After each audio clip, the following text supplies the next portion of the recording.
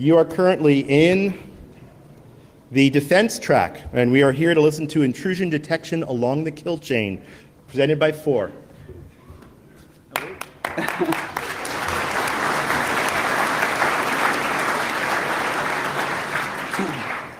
Hello, test, 1. Can you guys hear me all right? All right. Thanks for coming. Welcome. It's really good to be here, and I appreciate you guys crowding in for me. We're going to have fun today. This is going to be something I think you'll enjoy, I hope. If any of you guys do defense, and try to prevent people from breaking into organizations that detect when they do, that's what we're here to talk about. So hopefully you'll enjoy our time together. I think you will. So let's get started. So, who am I? This is probably the least interesting part, but my name is 4. I work at Facebook with a really awesome team of very, very smart people that care a lot about our users' data. And I do intrusion detection stuff, and I've been doing intrusion detection stuff for quite a while, for a lot longer than I probably look. In fact, it's possible that I've spent the majority of my adult life, my conscious adult life, thinking about intrusion detection. And that's not actually joking. So this talk's a little bit different. I know you guys have been going to a bunch of talks here at Black Hat. I really appreciate you guys coming to mine. We're going to do things a little different here. You know, when I think back about what I like best about Black Hat talks, you know, there's a lot of really good talks about some O-Days and some really great technical talks. And, you know, we're definitely going to cover a lot of technical content. But when I think back about what I really take away most from those things is I come up with a bunch of ideas, and I get really excited about stuff, right? And so this talk is actually designed with that in mind, to try to get, you know, I'm going to present some technical ideas, but I also want to get you guys excited, and I want to get you guys thinking about this problem and working with me on this problem. And so, as such, you know, if you come away with none of the technical content in your mind, but excited and some new ideas of your own, then I will consider this mission accomplished. So if you come away, with just one idea, I think that would be worthwhile. Okay, so this is a story in 3 acts, kind of like a Shakespearean tragedy, not too different, in fact. Where the Act 1, we're going to talk a little bit about where intrusion detection stands today, right? How many of you guys have worked on intrusion detection or related technologies, right? Like the majority of you, okay? Thank you for that. So this is clearly something of interest. So let's talk a little bit about where we're at. Now, the security industry is estimated roughly, and these things are hard to estimate, but roughly at about a $35 billion a year industry. $35 billion a year. The amount of money spent on intrusion detection is likewise quite high, but also a little bit hard to pin down. So according to IDC, which is a research company, they say that the SIEM market alone is a $1.5 billion a year industry. This is the SIEM market alone. And so I think it's pretty clear, even if it's hard to pin down the exact numbers, that intrusion detection is something we're spending a fair bit of money on.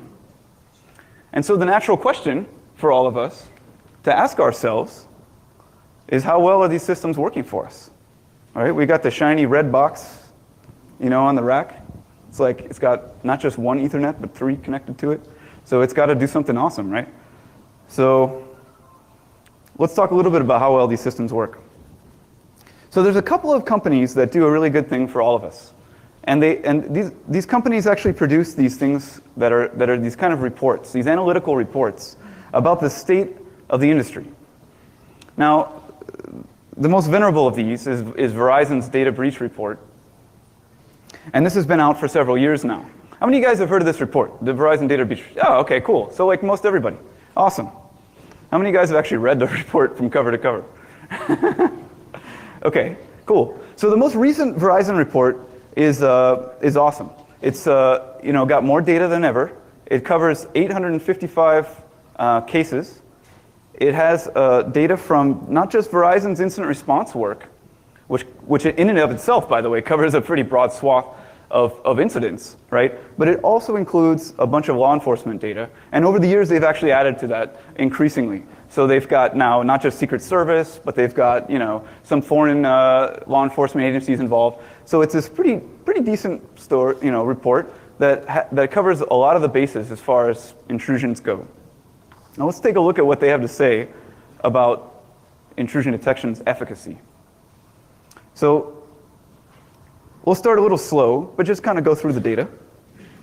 So the first thing that I noticed when I was reading the report was that 7 out of 10 targeted attacks happen against larger organizations. This is probably not super surprising, right? Targeted attacks clearly are going to go after these larger orgs.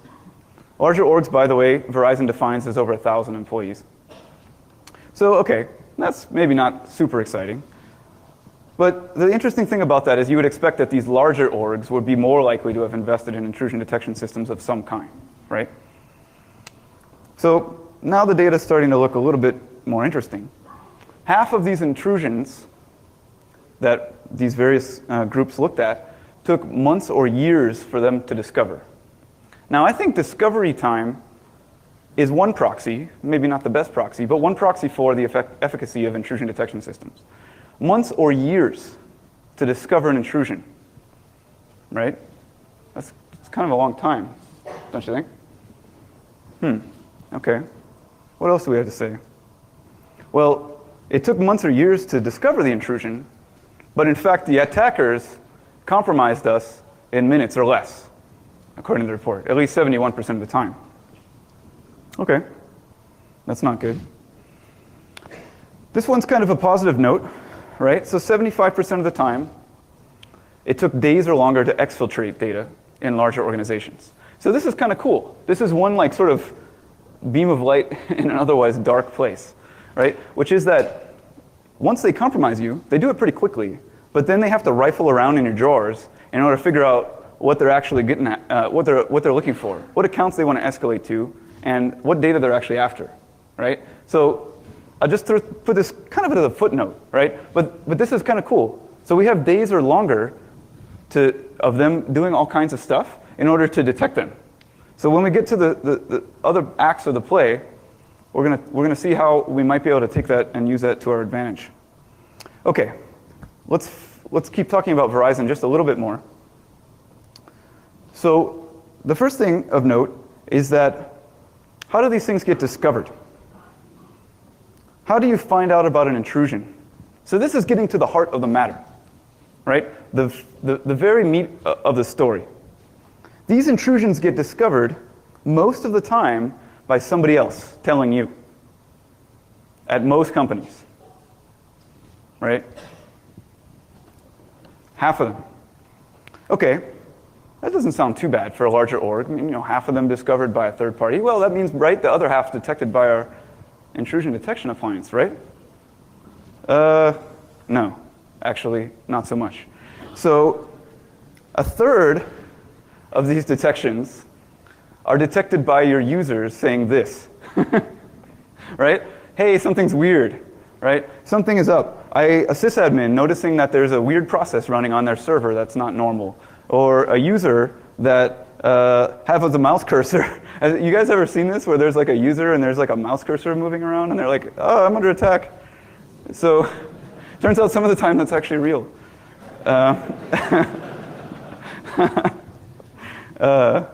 Actually had a real case once where somebody had a wireless mouse and they were right next to an elevator shaft, and every time the elevator went up and down, their mouse cursor would move and they thought it was an attacker. Anyway, okay, so all right, so the story is starting to sound maybe not quite so rosy, right?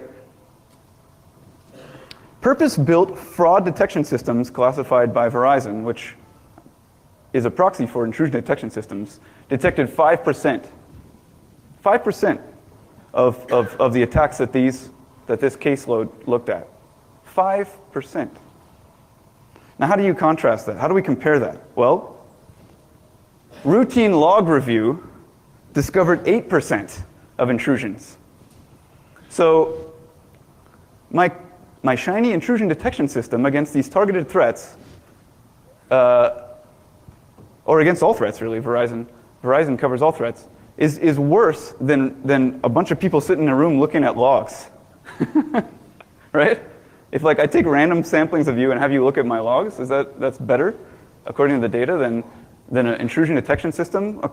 I mean, that's pretty bad. So what do we have here? We have we have a case where routine log review is better than intrusion detection systems, and that we have a 6x, 6 times worse than a user noticing something is weird is how good our intrusion detection system is. All right, you might say, well, that's just one report. That's got to be crazy, right? What I say is, Houston, we have a problem. Okay, so hold on. All right, just one report, no big deal, right? Let's see what else we got. Let's look at some other data. Maybe this is off. Okay, well, there's another report out there. I mean, I'm sure there's a bunch of reports. I'm not going to be able to talk about all of them. But another one that I like is one by a company called Mandiant. They don't just throw parties where you get drunk at the Shadow Bar. Turns out they actually do reports too. I love Mandiant. They're awesome. But they have an annual report as well. And in their most recent report, so just a little background on Mandiant. You guys probably mostly know a little bit about Mandiant, but just so you know, their report and their work is a little bit more narrow than Verizon's report covers, because it's actually more focused on the so-called APT, the so-called targeted attacks, right? And so the data is a little bit more skewed. Like Verizon's is a little bit more general, whereas Mandiant's data is a little bit more specialized. Okay, how well do you think our intrusion detection systems do in Mandiant's report? Well, 6% of advanced intrusions were detected by an internal process. 6%. And guess what? An internal process is not, as we learned in the last couple slides, an intrusion detection system, right? It could be manual log review. It could be your users noticing something's weird, right? 6%. And in reality, I would surmise that, in fact, a small fraction of that is actually what was detected by an intrusion detection system. So now we have 2 corroborating data sources. And to that, I say, Houston, we really have a problem.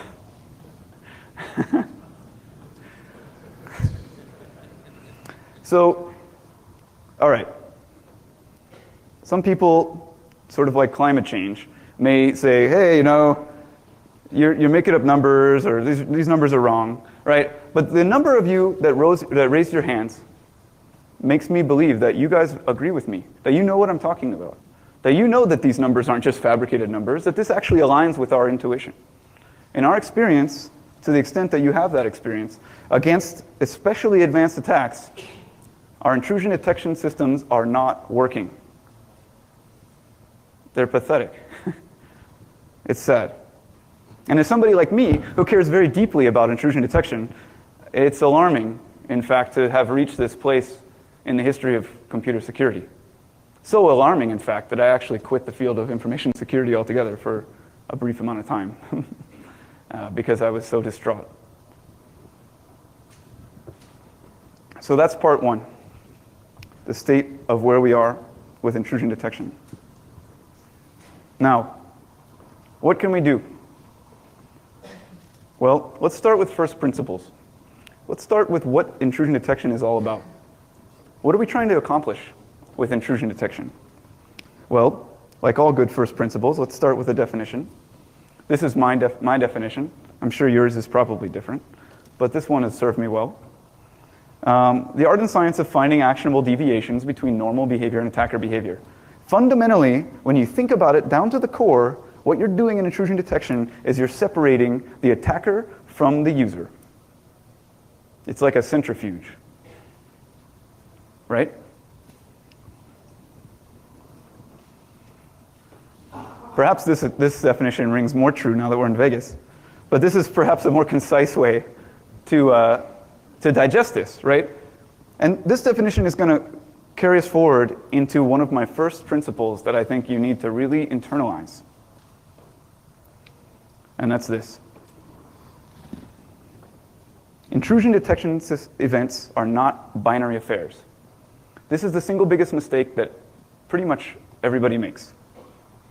Tell me if this sounds familiar. You plug in an intrusion detection system, and you go through a process of tuning, right? Let's say a NIDS, a snort box or something like that. You go through a process of tuning. What does tuning involve? Well, you turn it on, it creates a bunch of alerts, and you turn them all off until it doesn't make any noise anymore. Right? You're laughing, but it's true, right? This is what people do. I'm not actually making this up, right? So they turn every single thing off, and then there's no alerts, and then they say, okay, peace. Everything that happens after this is going to be the attacker, right? Well, this is what I call the false positive fallacy.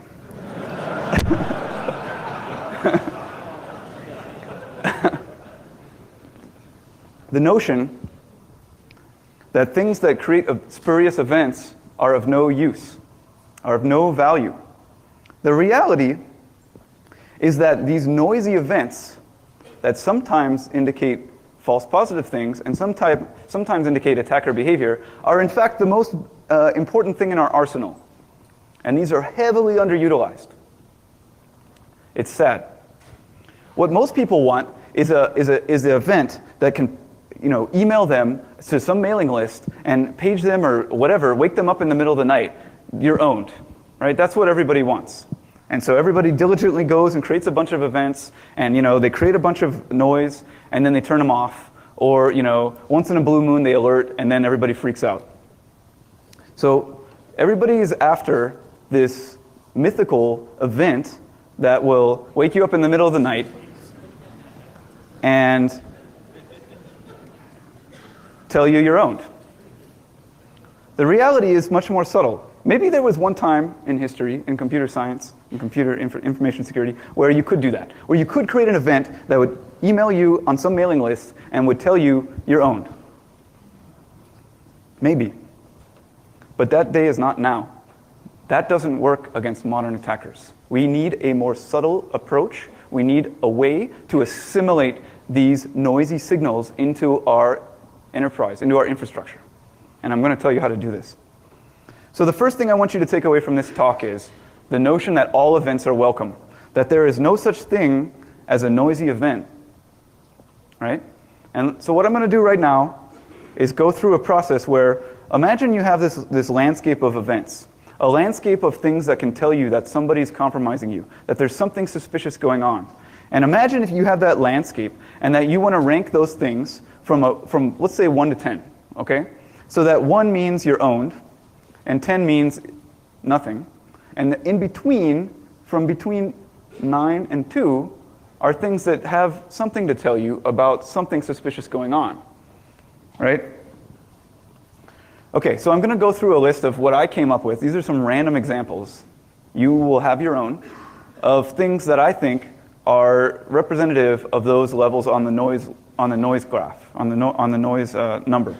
So number 1 being the most actionable is this. And this is another concept that I think you've heard before. Right? This idea of intelligence-driven detection.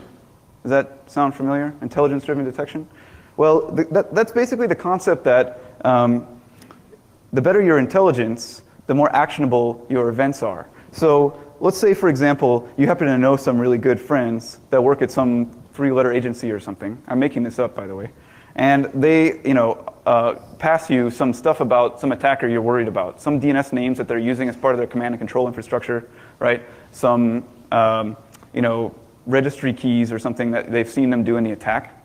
Now, if these are really rare and really narrow to that specific attack, these things can actually be quite good if they're fresh, right? You know what I'm talking about, right? Sounds familiar?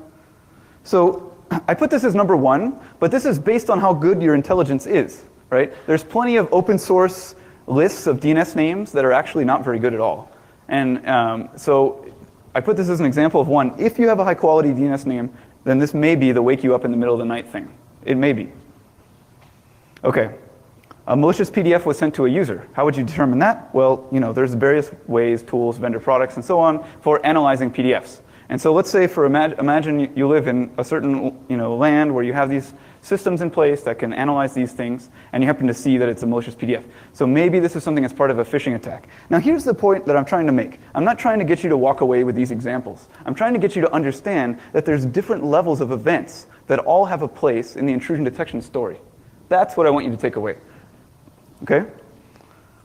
So maybe you have logins for the same for a user from disparate geolocations in a short amount of time.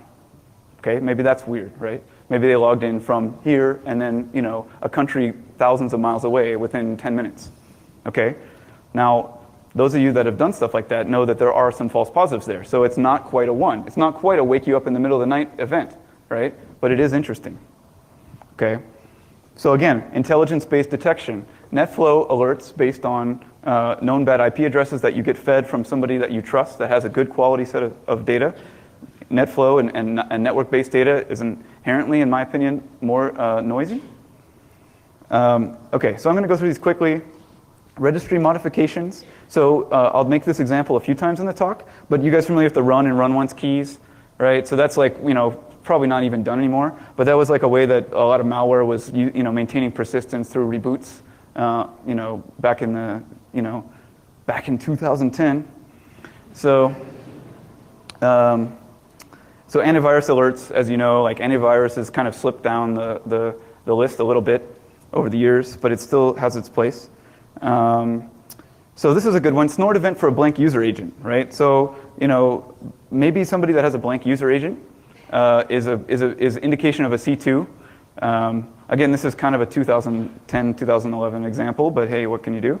But my point is, like, maybe that's a number 7. So do I want to have every time I see a blank user agent on my network, do I want to have somebody email me and wake me up in the middle of the night? Of course not, right? Of course not.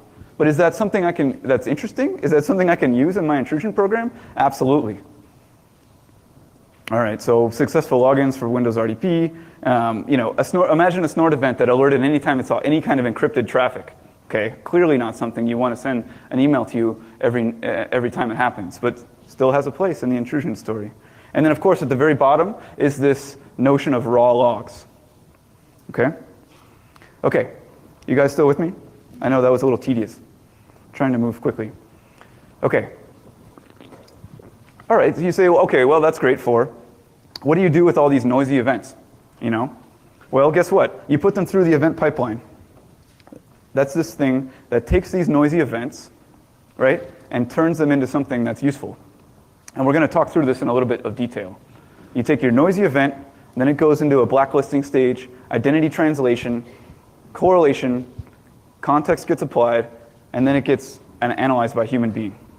So this is the process, this is the pipeline for how your events, these noisy events that I mentioned, can be part of your intrusion detection story, right? So the big thing I'm trying to tell you is, you should instrument the crap out of your environment. You should go through and not be afraid to turn on the fire hose of things for like certain registry actions or all kinds of noisy stuff happening in your network, right? We need to find a way to be able to take all that data and find something interesting out of it. Okay, so let's talk a little bit about blacklisting. So the noisy little event, the HTTP with no user agent, right? It was a 7 out of 10, remember? So the blacklisting stage is a process whereby we take those events and we want to push them as far up that stack as we can, as far towards number 1 as we can, right? With the recognition that it's not going to get all the way there. That's okay, right? That's okay. We'll take our 7 and we'll be okay with a 4. If we can get it up to a 4, we're good, right? That's still progress. And so what this is taking out the most egregious false positives from the list and being able to take those signals and drop those on the floor. All right. Has anybody actually turned on a snort event for a blank user agent before? Nobody willing to raise their hand? So I have. And so as soon as I did it, I was like, you know, this is, again, a few years back, so this was actually kind of a cool thing to do then. But I turned it on, and what I found was I was like excited, and I was like ready to chase it down and sound the alarm. And what I found was that the things that were triggering it was actually Fitbit. So you know those dumb things that you put on your pocket and tells you how many steps you take? So, so these things actually call back to their service, and you know, for whatever reason, they just like decided not to have RFC compliance, and so they left out the user agent field. I mean, there's a user agent field; it's just blank. So, anyway, so the point is, you would take all those cases out. So you would have a system where you get these signals in there, and then you say, okay, here's what I found. I found, Fitbit. All right, we know those are, false positive. Okay, blah blah blah. There's these 5 things right off the cuff. I just took away a giant swath of events, and this sounds maybe lame to you. I don't know, but actually this works really really well, right? And if you have a system whereby you can go back and amend this blacklisting for every single event type, whenever you feel like it, you'll find that it actually cuts down a shocking number of false positives just by itself.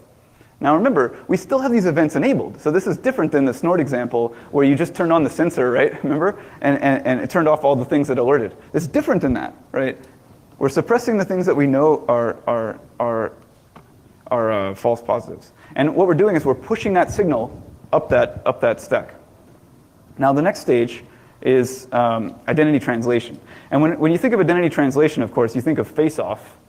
And this is the most common picture that I always think of when I think of face-off. I don't know about you guys, but man, there's some crazy stuff on Google image search.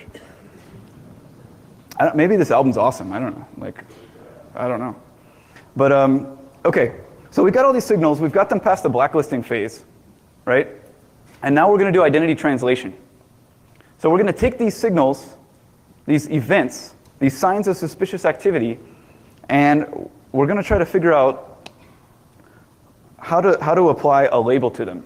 So this is actually one of the coolest, most important pieces to the puzzle. So think about the HTTP user agent again. This is a problem I know you guys have tried to struggle with before. You get an event on a network sensor, and you only have an IP address, right? You get an event on a host-based thing, and you only have a NetBIOS name, right? You get an event on a log, and you only have a username. Does this sound familiar, right? Well, the solution to that is identity translation. What you want to do is you get an event that has an identity attribute, right? That comes along for the ride. So let's say you have a network event. It has a source IP, right? And that maps to something in your environment, a machine, right? A host.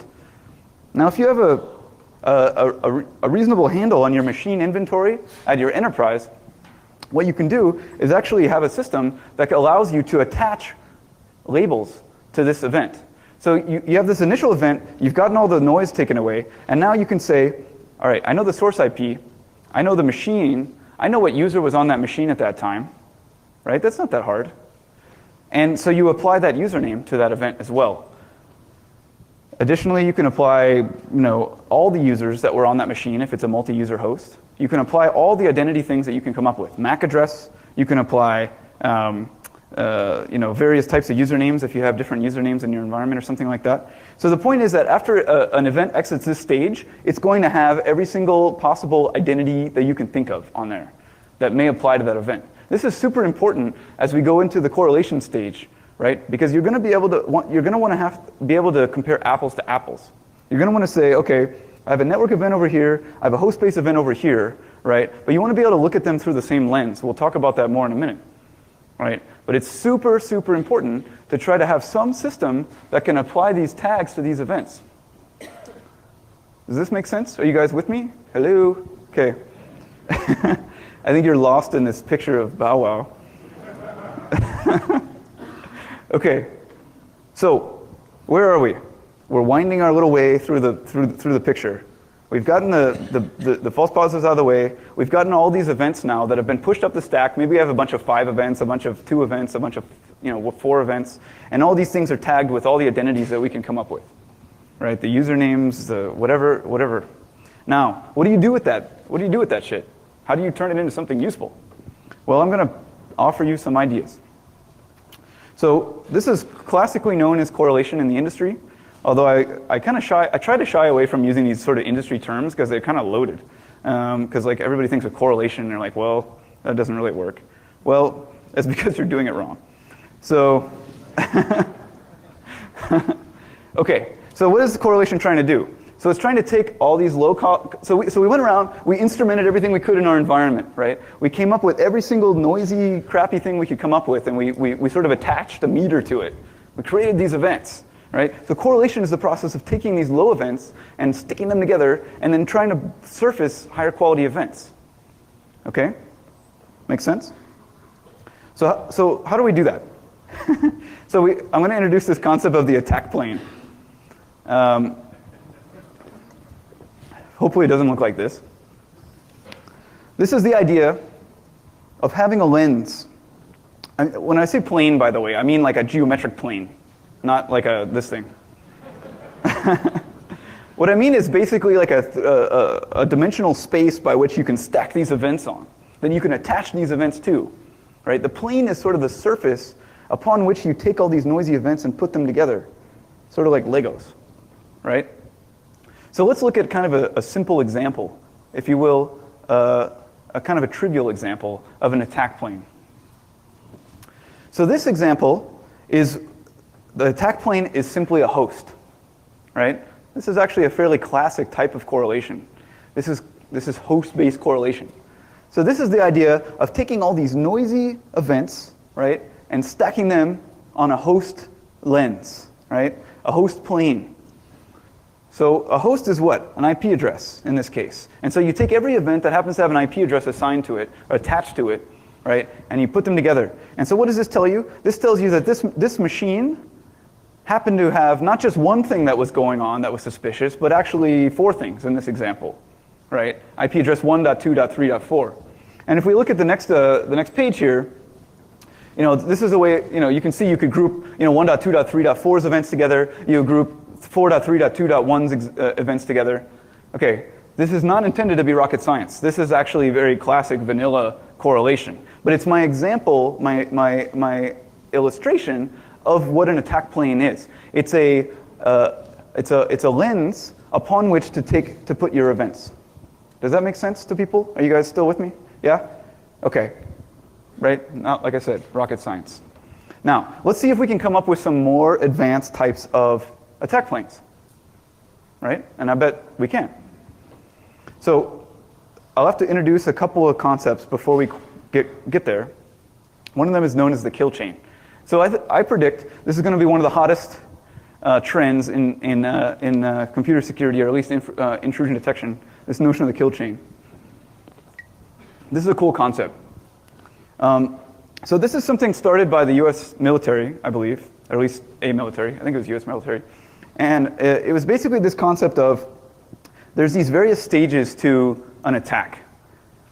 And I think the key point is that there's a set of stages that are necessary for any given attack to be successful.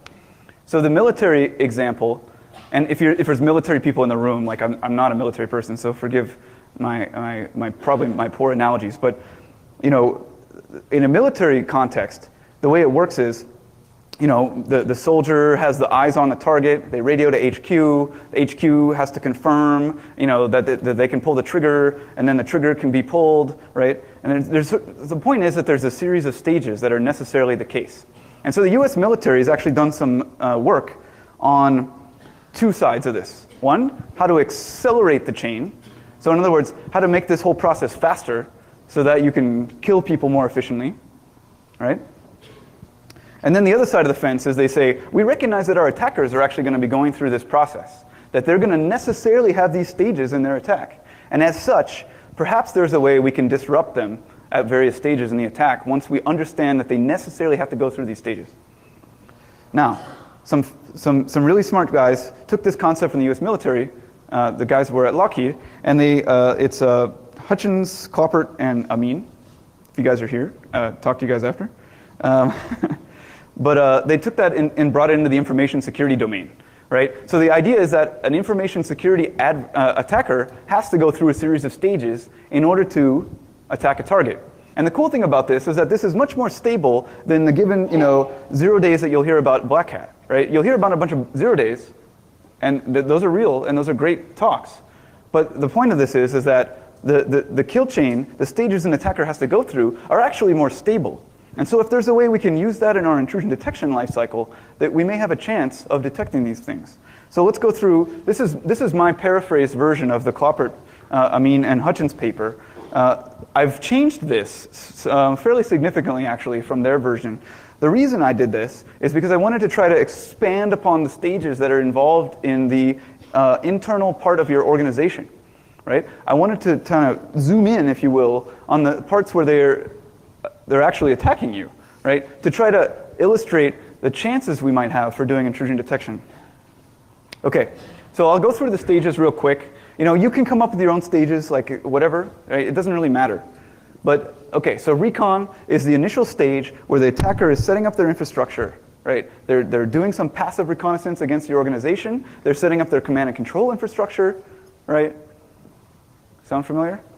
Right, then there's attack delivery. How does attack deliveries happen most often today? Anybody know? Yeah, email. Email is the transport mechanism. You've got your PDFs, you've got your drive-by downloads, right? Those are probably the most common. There's others, of course. Once that delivery is accomplished, the exploitation happens of the host, right? That PDF compromises that machine, gets some code execution on there.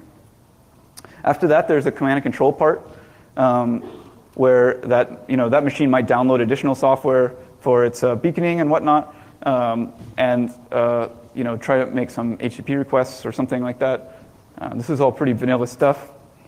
After that, at some point in the future, the targeted attacker will take advantage of this compromised machine and sort of become more active, issue it specific commands, right? So one of those commands might be to dump your password hashes, right? This is pretty common.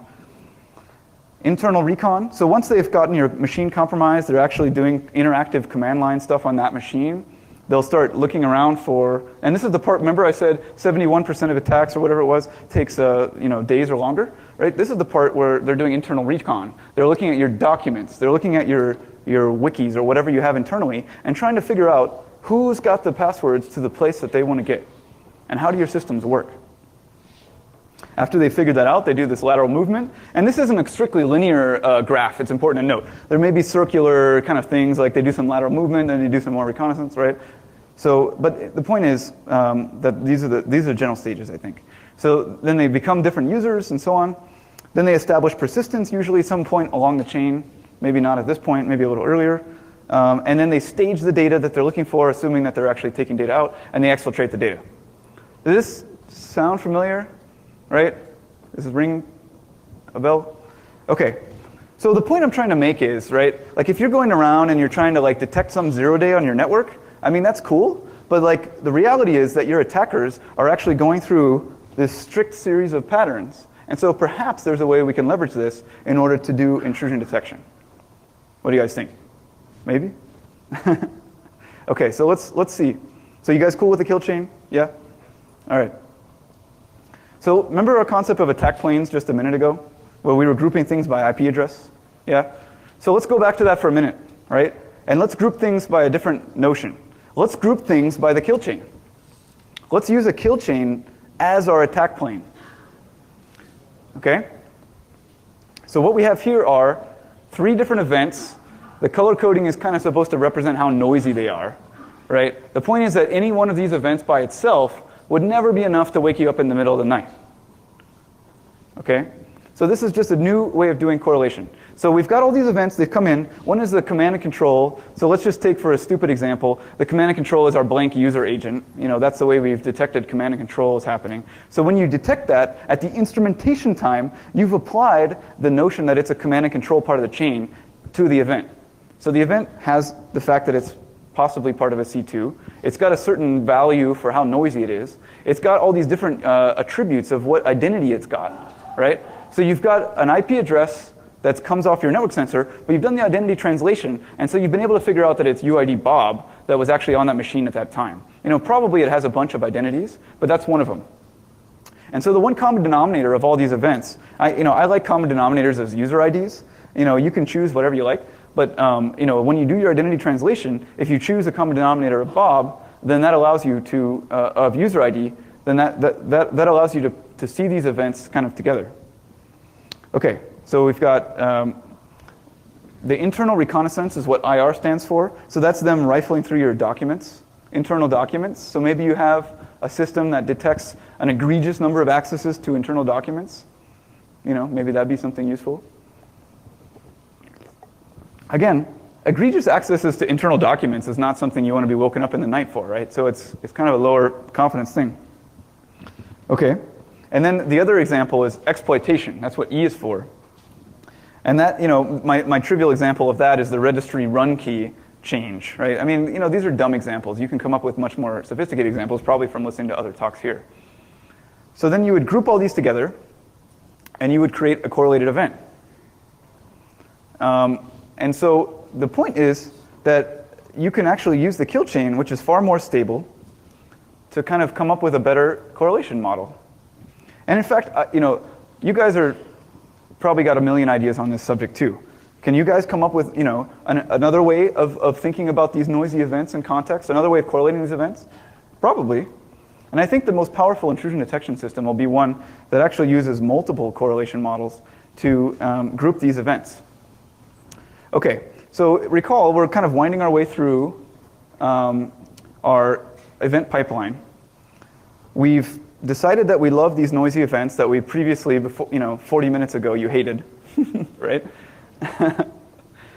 You've reduced the noise of these events by doing blacklisting, and then you've started to do some correlation, right? Maybe you just do simple IP-based correlation. Maybe you do the kill chain model. Maybe you have 4 or 5 other ways of doing correlation on your own.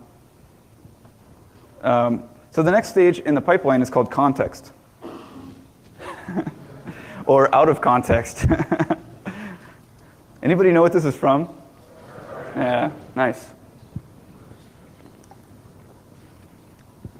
Yeah, I don't remember this episode myself, but it looks whimsical. Okay, so here we are, context.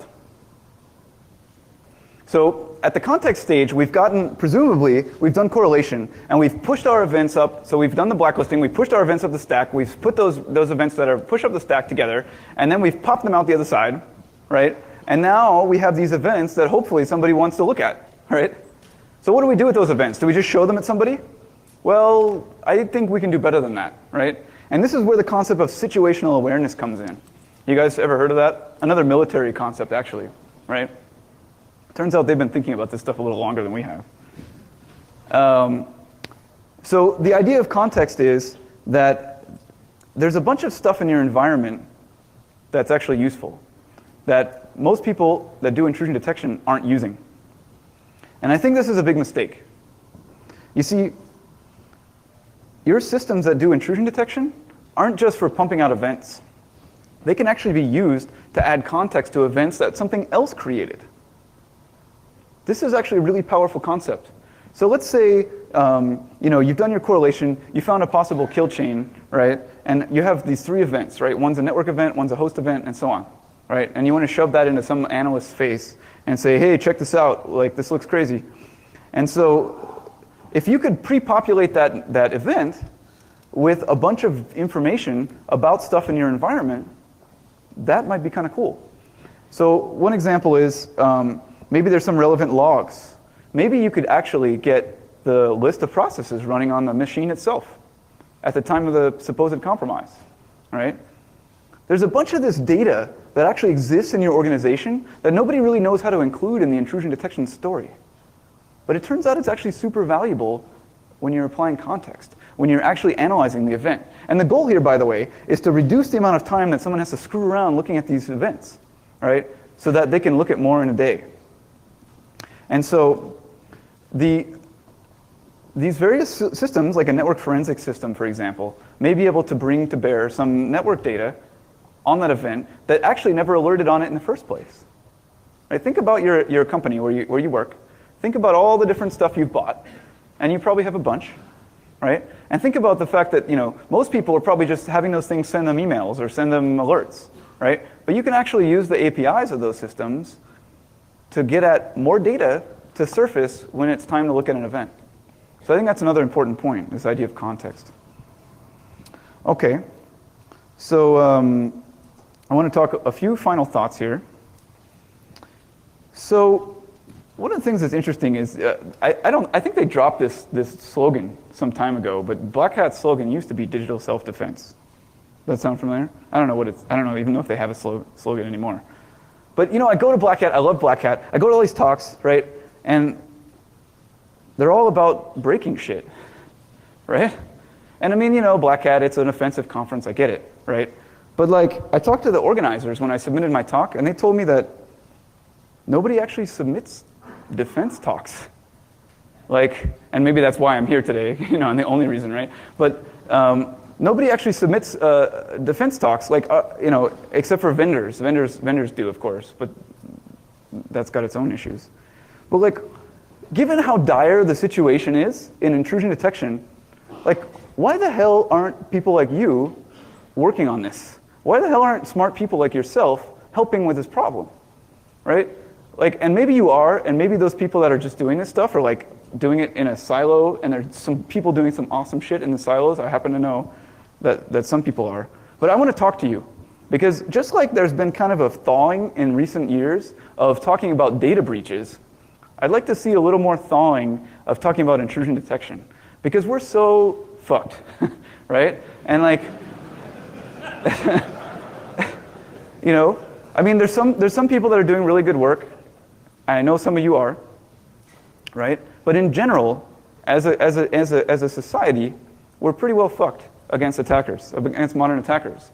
And like, this is really kind of like unacceptable, right? Like, these people are off like owning like ring -1, like rings I've never even heard of, right? And like, in the meantime, like, what are we doing, right? What are we doing? So, anyway, if you are passionate about this subject, and I sincerely hope you are, I would really love to talk to you. And so here's my contact info. And if anybody's doing anything remotely interesting in intrusion detection, like, please get in touch with me, because I want to collaborate with you. I'm passionate about this subject. I think we can do a lot better as a society, and I'd love to work with you to do it. Anyway, thank you.